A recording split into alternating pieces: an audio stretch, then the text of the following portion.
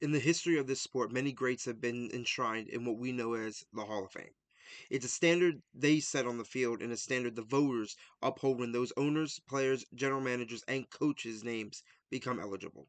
Now, how we class Hall of Famers gets a little tricky.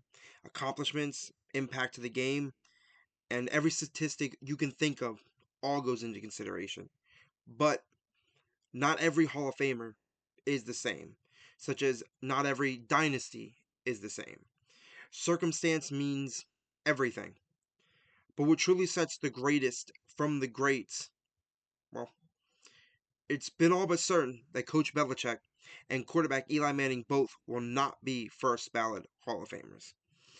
Now, that doesn't mean they won't get in, but when we separate the greats from the greatest, this is the final tally to fill out.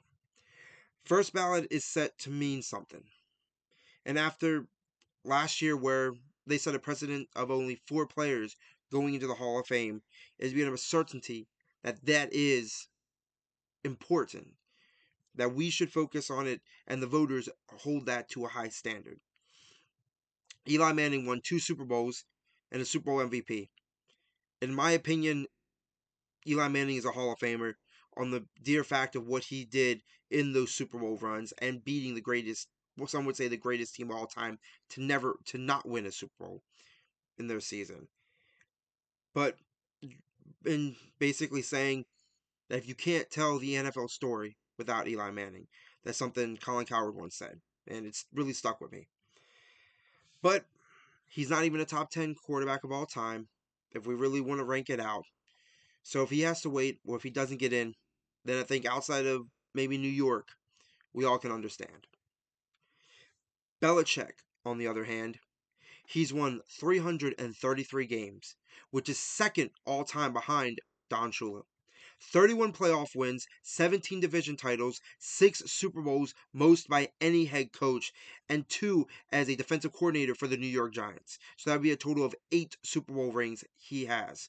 7 seasons with 13 plus wins, 17 seasons with 11 plus wins, and all those individual stats were most of all time. He's the only coach to ever coach a 16-0 team, and that team finished the season 18-1. Spygate? Who cares? Not doing well in college football shouldn't matter. Someone deserves it more because he will eventually go in. Screw that. He's a certified Hall of Famer in my book. May not mean much, but at least it means to me that I can respect and understand a first ballot Hall of Famer when it's dominated the league for 20 years. I'm Josh Kirby. This is the Fourth and Forever podcast, and we're not too far away from the Super Bowl. Let's get to it.